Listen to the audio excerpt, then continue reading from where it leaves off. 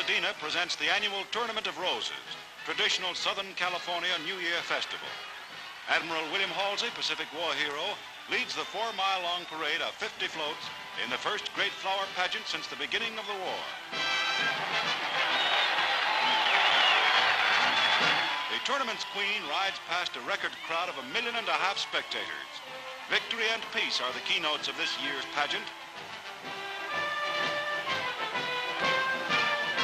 San Francisco's float recalls its part in the framing of the United Nations Charter.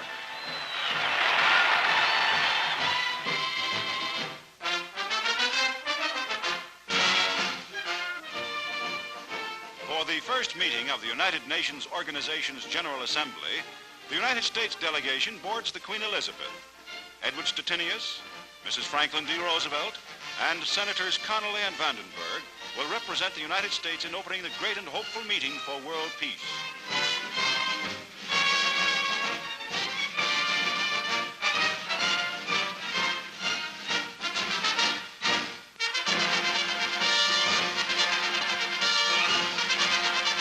An American transport plane lands at Jiangwan Airfield at Shanghai, bringing the new United States ambassador to China, General George C. Marshall. War Minister Ho Ying-chin, the mayor of Shanghai, and United States General Wedemeyer extend official welcome.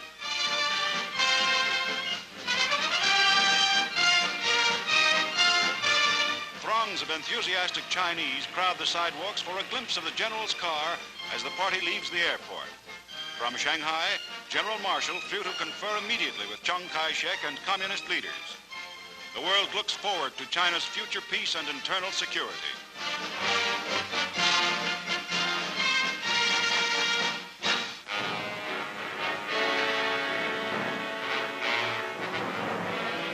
At a California port, a transport lies ready to take a group of Japanese war prisoners away from the United States. Most of them will go to Hawaii for reassignment to construction work in the devastated areas of the Pacific before ultimate return to Japan. They make the trip in vessels which will bring American soldiers back home. Hats over eyes, huddled in corners, these soldiers were taken prisoner in the island campaigns which led to Japan's final defeat. All prisoners of war held in America will have been returned by April.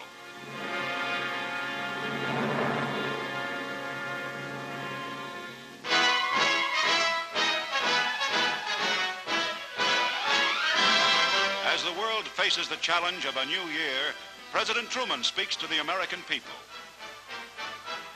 1946 is our year of decision. This year we lay the foundation of our economic structure, which will have to serve for generations. This year we must decide whether or not we shall devote our strength to reaching the goal of full production and full employment. This year we will have to make the decisions which will determine whether or not we gain that great future at home and abroad, which we fought so valiantly to achieve. We cannot shirk leadership in the post-war world. The problems of our economy will not be solved by timid men mistrustful of each other. We cannot face 1946 in a spirit of drift and irresolution. The men and women who made this country great and kept it free were plain people with courage and faith. Let us justify this heritage.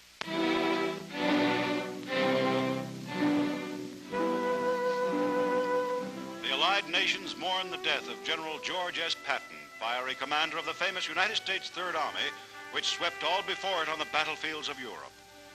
Returning to the ancient Duchy of Luxemburg, liberated a year ago by Patton's army en route to Germany, come the remains of the famous general who survived 2 wars, only to die of injuries received in an automobile accident.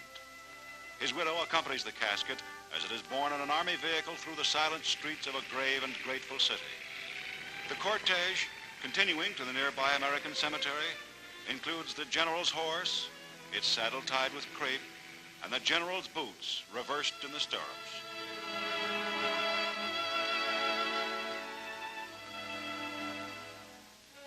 The pallbearers, enlisted men of his various divisions, escort Patton's casket to the graveside, where he will be committed to the company of his comrades with whom he fought so well.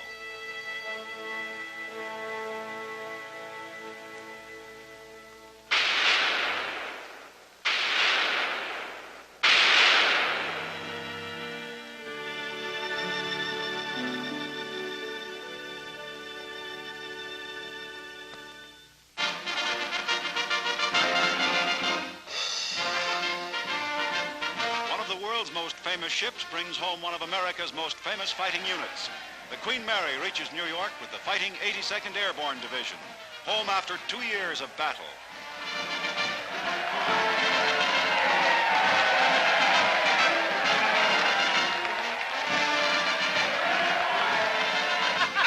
One soldier couldn't wait for the big ship to dock. He bet his comrades he'd be the first man ashore, and he had to get wet to win.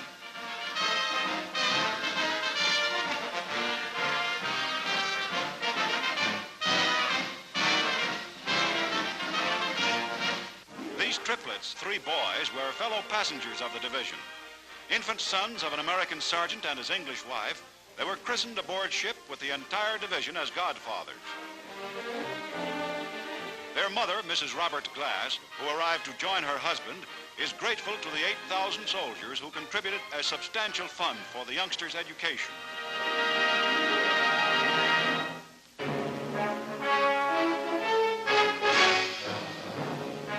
In the same building in Manila, where General Yamashita was recently sentenced to hang, another leading Japanese general goes on trial for war crimes. In civilian clothes, General Masaharu Homma, commander of the Imperial Japanese Army in the Philippines during the war's first 9 months, faces a 5-man military commission headed by Major General Leo Donovan. Homma hears his arraignment. He is held responsible for the bombing of Manila after it had been declared an open city, for the shelling of Corregidor after United States General Wainwright had expressed his intention to surrender. Asked how he pleads, Homma answers in English, "Be not guilty." The guilt or innocence of Masaharu Homma will be decided by the commission after due trial.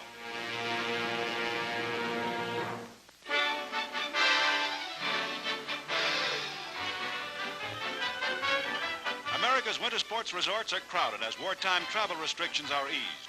In New Hampshire, the skiers take advantage of comfortable new ski toes. It's easy going up and thrilling sport speeding down the slopes.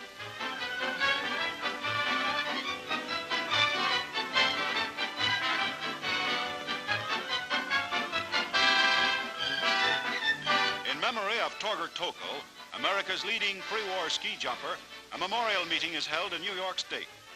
Tokl, who was killed with the United States Army in Italy, won many competitions on this bare mountain jump.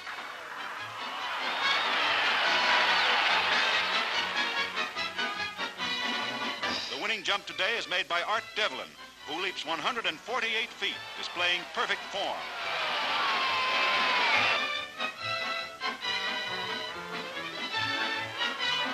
But all are not so lucky or skillful. Spill follows spill as the lesser lights try hard to follow in the master skiers' ski tracks.